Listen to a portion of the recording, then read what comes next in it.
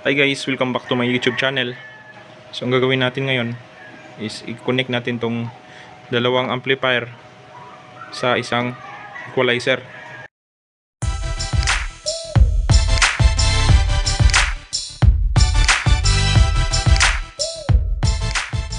So ang equalizer natin is DB Audio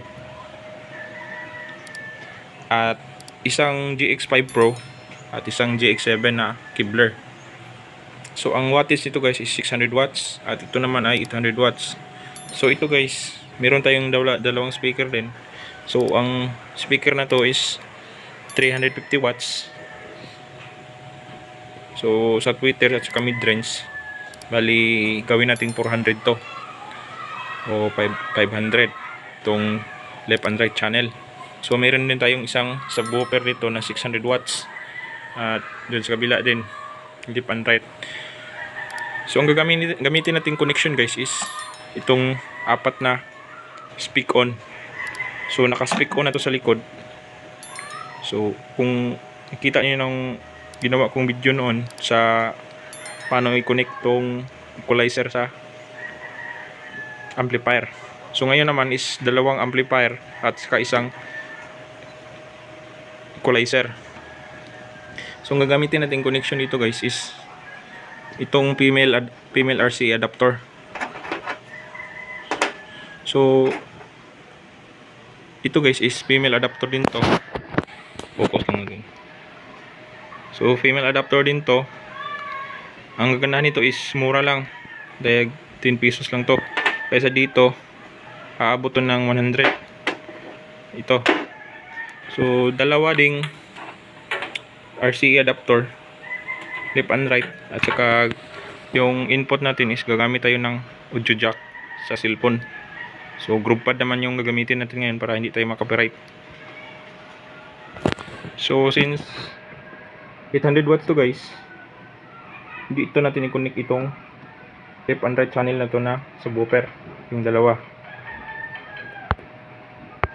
na yon. So ito naman is ilagay natin yung dalawang speaker na malaki, ilagay natin dito sa may Kibler na GX5 Pro. So ang equalizer natin is DB Audio na EQ, ang brand name niya is EQ207. Ang gawin is i-connect natin yung speak on muna sa mga speaker. So dito muna tayo sa likod. So ang impedance niya guys is 4 ohms per channel, E at B.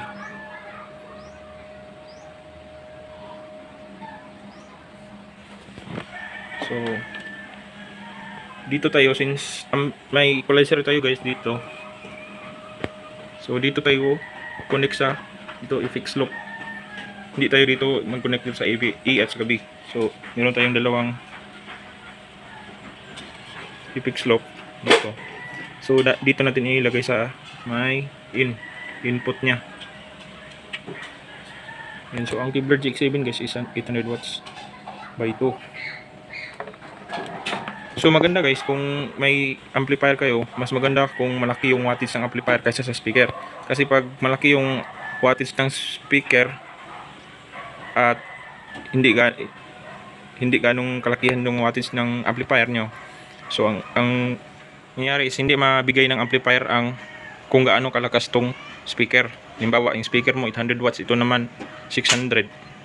So hindi mabigay ng amplifier yung gaano kalakas yung speaker. Kasi yung amplifier hindi din 800 watts pero hindi rin 800 watts yung nilalabas niyan. So nasa mga 600 lang. So yan. Kukonek na natin tong speak on.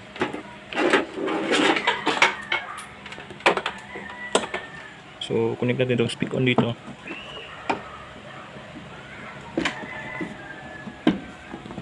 Yan.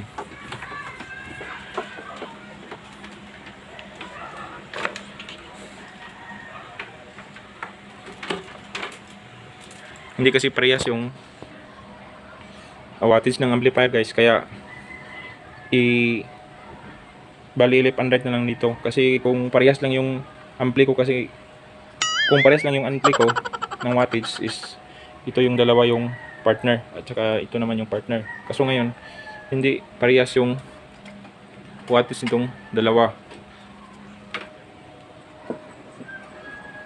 So sample lang naman to guys.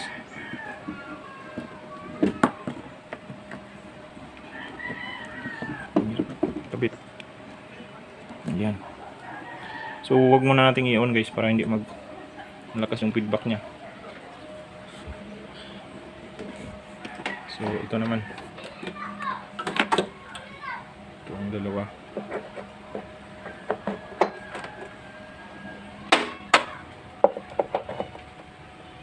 Ayan. So hindi pa natin i-on yan para hindi mag-feedback yan malakas. Sira yung speaker. So itong dalawang malaki dito natin ilagay sa may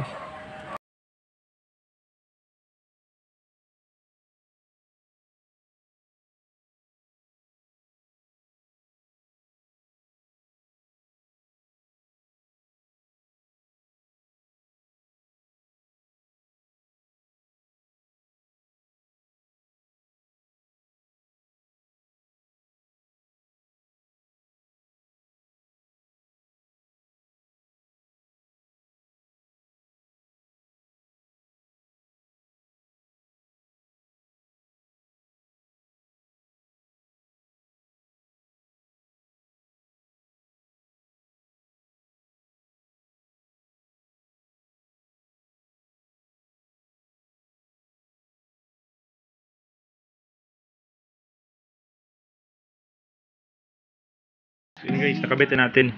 So pagkabit nito guys kailangan walang mga stranded wire na nakatama dito sa may metal nya, kasi negative to, masisira yung amplifier at saka yung speaker nya. So yung negative okay lang naman. Meron tayong cellphone dito guys na groove pad yung gamit natin para hindi tayo makapiright. So ngayon ang unang steps natin na gawin is yung connect natin tong sa equalizer. So ito muna yung gagawin natin. So sa equalizer, so dito tayo sa MP3 ba yan? Yan. So ito yung input papuntang cellphone.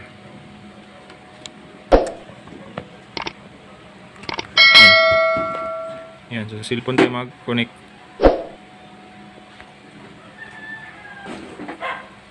Yan, cellphone. Yan, cellphone. Tapos dito sa may output nya, dito audio output. So ito yung nilagay natin. Nilagay tayo ng splitter. Ito yung splitter na female RCA adapter. Saka ito naman yung sa left channel. Right channel to, left to. Kasi wala tayong nasira yung isang ganito natin. So ito muna yung gagamitin natin. Parehas lang to. Yan. So yan. So meron tayong ganito, left and right. So mag-i-split na tong output papunta dito sa may input dito sa amplifier sa FX loop. So ilagay natin dito.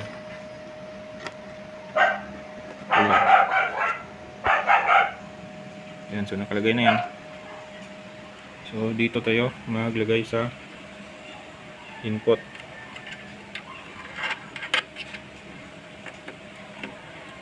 Yan. So sa input ito guys. Tapos sunod naman yung isang, so ito naman.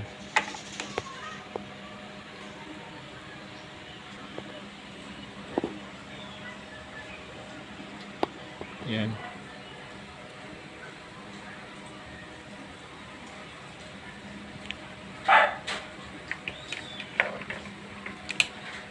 So yan. So dito natin lagay sa input din ng GX5 Pro. Dito. Left and right channel. So guys. So nakabit na natin guys. Ngayon isaksak natin yung tatlo, yung equalizer, ito at saka ito. So isaksak natin guys, tatlo.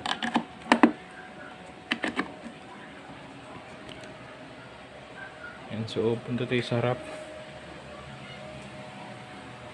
at on natin to una. Yan. So bali gagawin natin guys, itong left channel is yung mid high, tsaka itong dito yung baho yung palalabasin natin. Kaso guys, pag itong equalizer natin guys is walang controller, dapat ito may volume controller, kasi yung equalizer na kasi yung maglalabas ng, so yung equalizer na kasi yung magkukontrol ng amplifier. So wala, since ito yung equalizer natin is walang volume na controller, so sa cellphone na lang tayo. So meron namang mga equalizer na may volume controller dito guys. So bali dalawang patong to, meron yan na bibili sa Shopee at saka Lazada. So since ito lang yung equalizer natin, ito lang muna yung pagtatagaan natin. Yan, so bali ito yung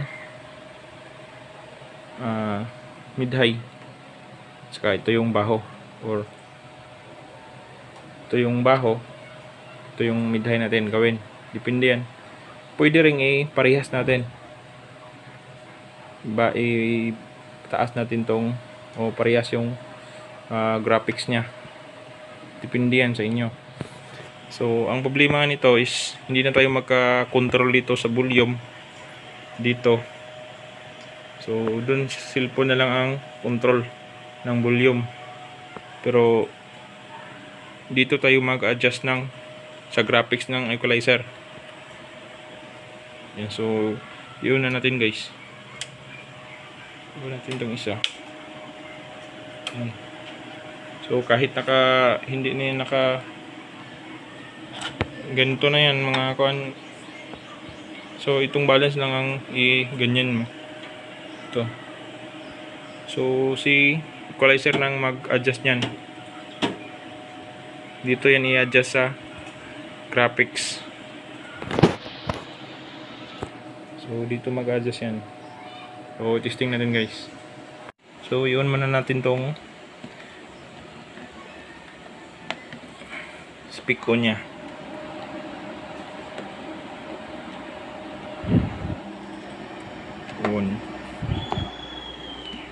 On. So naka-on na yan. So, testing tayo dito.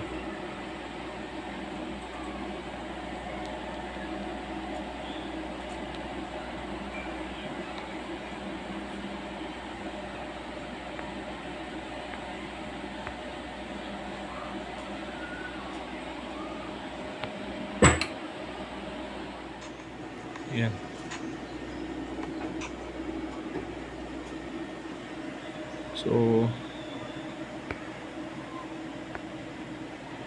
So since naka MP3 to dito,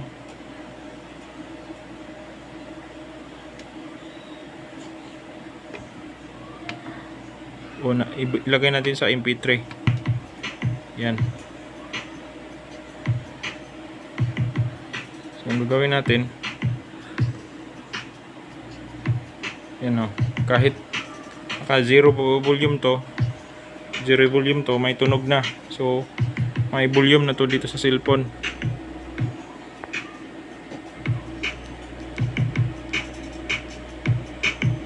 Ngayon pag-adjust, dito tayo mag-adjust.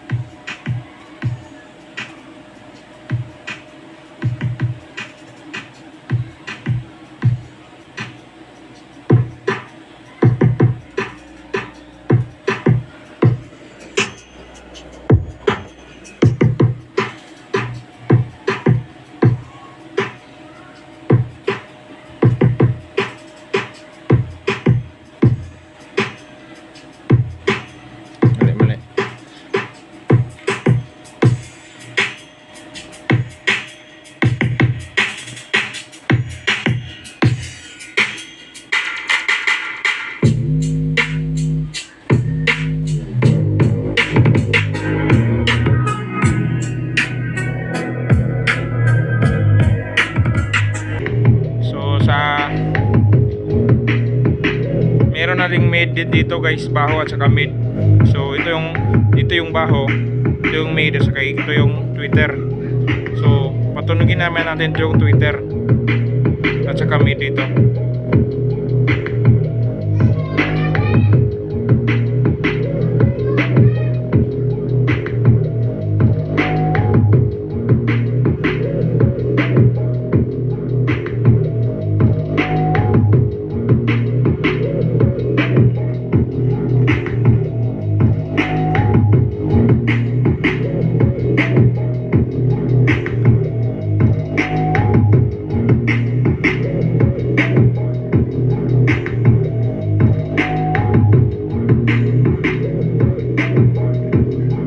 Pwede rin ganyan guys, depende sa inyo.